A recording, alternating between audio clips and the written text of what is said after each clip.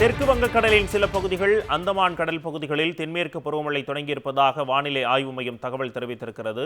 இது பற்றிய விரிவான தகவல்களை தருவதற்காக செய்தியாளர் மணிவண்ணன் நம்முடைய இணைந்திருக்கிறார். வணக்கம் மணிவண்ணன், கூடுதல் விவரங்களை பதிவு பண்ணுங்க. வணக்கம். இந்தியாவில் அதிக மழையை கொடுக்கக்கூடிய தென்மேற்கு பருவமழை முன்கூட்டியே இன்றைய தினம் அந்தமான் நிக்கோபார் தீவுகள்ல தொடங்கி இருப்பதாக இந்திய வானிலை ஆய்வு மையம் தெரிவித்திருக்கிறது. எப்பொழுதுமே வழக்கம் போல் மே 20ஆம் தேதி வாக்குல தான் தென்மேற்கு பருவமழை அந்தமானில் தொடங்கி கேரளாவில் ஜூன் 1ஆம் தேதி தொடங்கும்.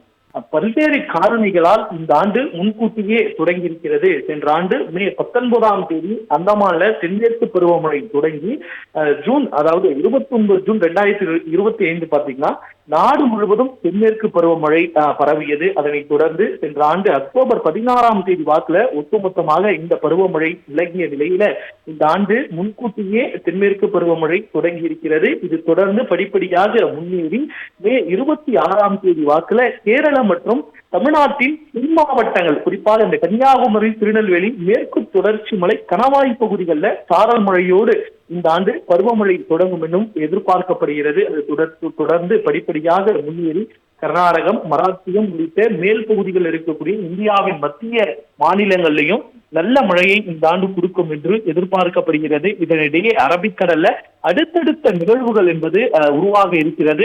மே 17 என்றும் 23ஆம் தேதி வாக்குல குறைந்த காற்றழுத்த தாழ்வு பகுதி அரபிக்கடல்ல உருவாகுவதற்கான சாதகமான சூழல் உள்ளது என இந்திய வானிலை ஆய்வு மையம் தெரிவித்திருக்கிறது. உங்களுடைய அண்மை தகவலுக்கு நன்றி மணிவண்ணன்.